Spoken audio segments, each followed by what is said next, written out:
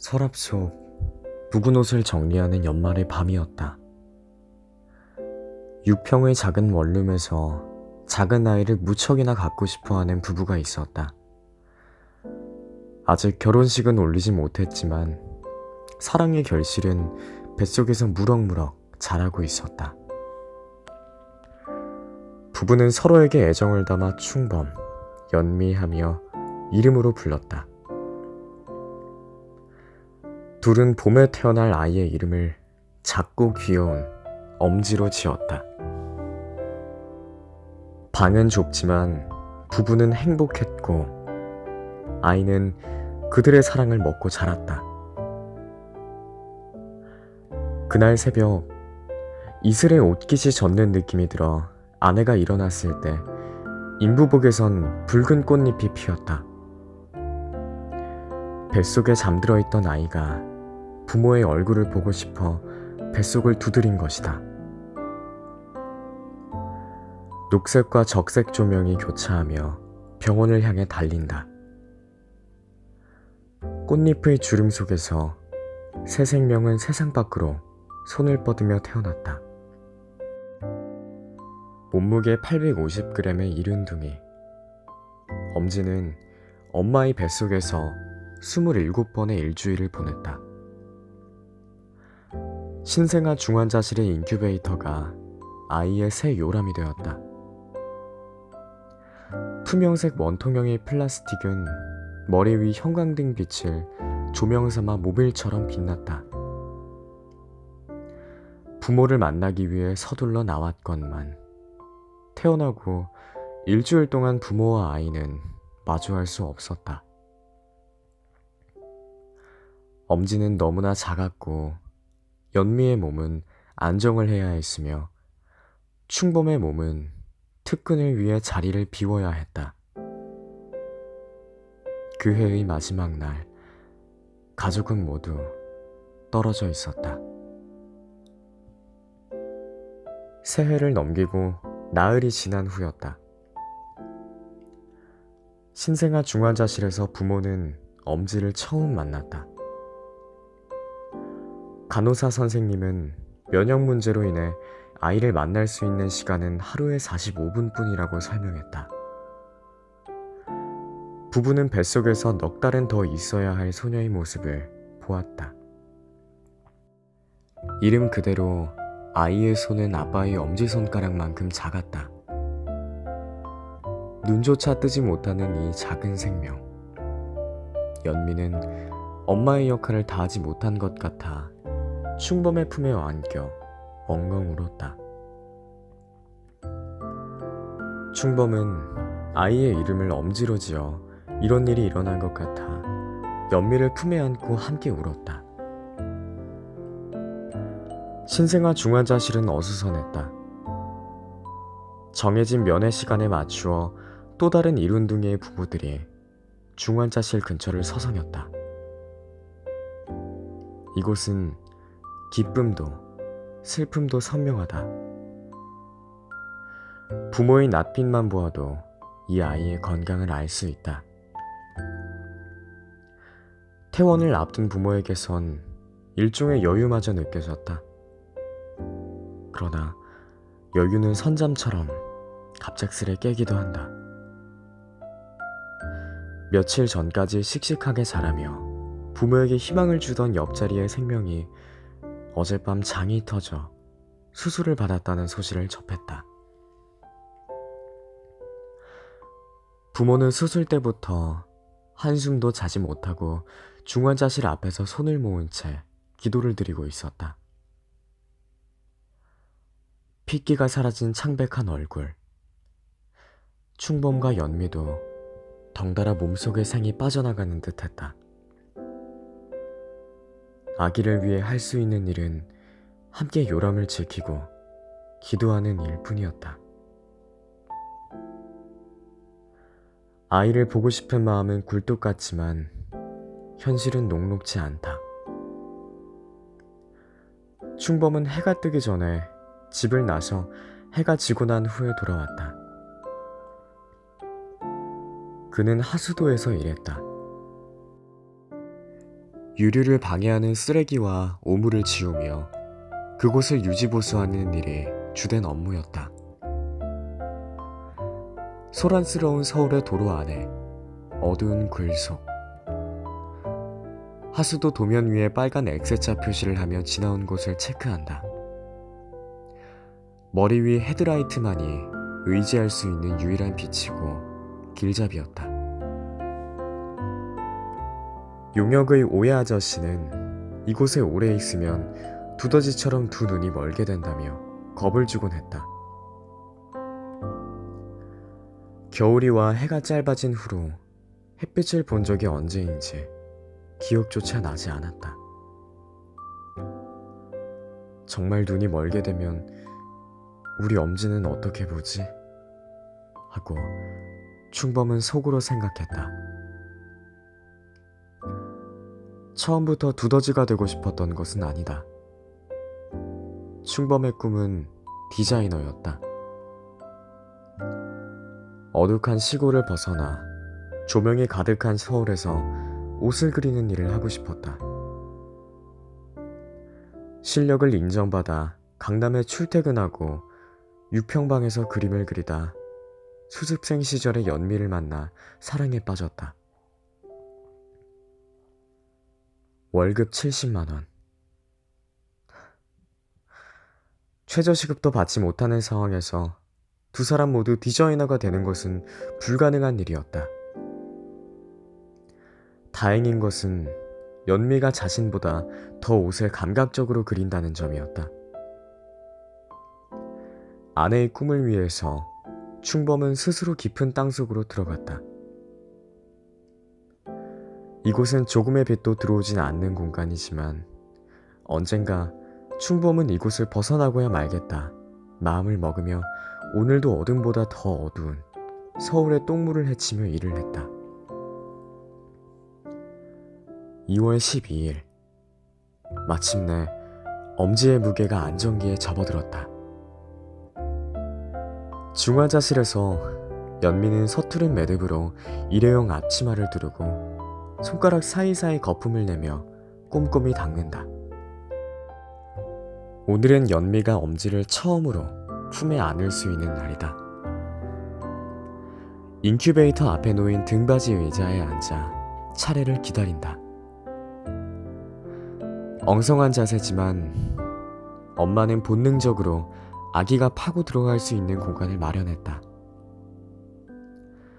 홀로 중환자실에서 엄마는 아이를 꼭 끌어안는 채 아무런 말도 하지 않았다.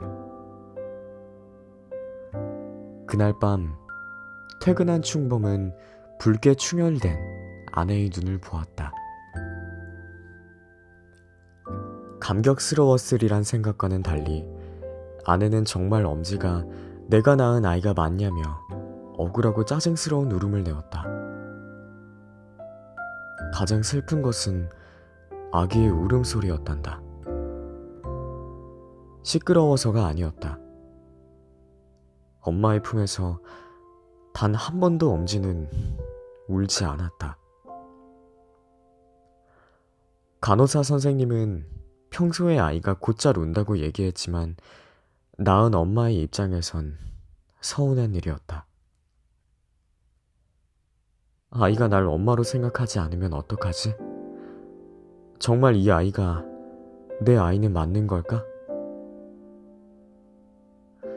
엄마의 마음을 아는지 모르는지 아이는 어떤 소리도 내지 않고 숨을 속으로만 삼키고만 있었다. 그날 연미는 엄지를 대신해 종일 울었다. 아이를 낳는 일은 역시 울음의 연속이었다. 울지 않는 엄지를 보며 부부는 아이가 어딘가 성장하지 못한 것은 아닌지 걱정이 들었다. 겉으로는 아무런 이상이 없어 보여도 어쩌면 목이나 폐에 큰 문제가 있는 것은 아닐까. 엄마 아빠의 밥 한 숟갈 삼키기 힘든 목구멍을 아이가 가져간 것은 아닐까. 엄마 아빠의 타버린 마음을 아이가 닮아가 쓴 것은 아닐까.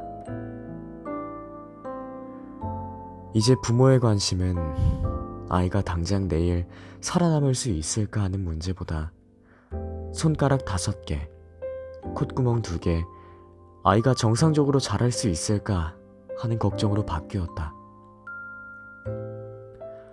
그것 또한 행복한 일이지만 그것 또한 걱정인 것은 분명했다.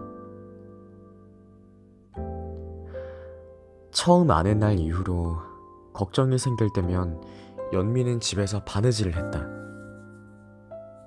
살면서 가장 익숙한 일이었다. 연미는 사람들의 옷을 만드는 일을 한다. 그동안 자신보다 키가 훨씬 큰 사람들의 옷을 만들었다. 중학교 때부터 교과서 한 귀퉁이에서 시작한 그림이 일이 되었고 충범을 모델 삼아 옷을 그리다 그를 사랑하게 되었다.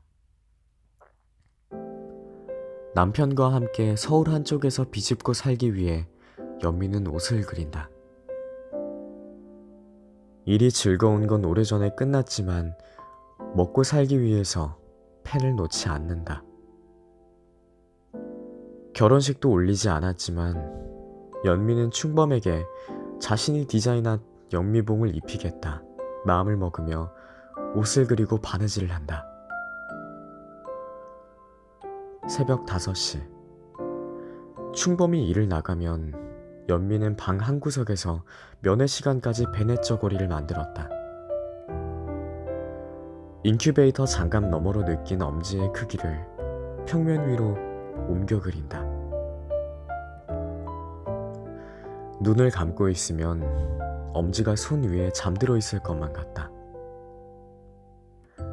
신사복을 위주로 디자인을 하던 연미에게 딸아이의 옷은 소매 한 칸보다 작게 느껴졌다. 옷 역시 자투리 원단으로 완성할 수 있을 만큼 작았다. 완성된 옷을 자기의 배에 가져다 대곤 놀랐다. 엄마의 배를 충분히 덮는 딸의 옷. 엄지는 절대 작지 않다.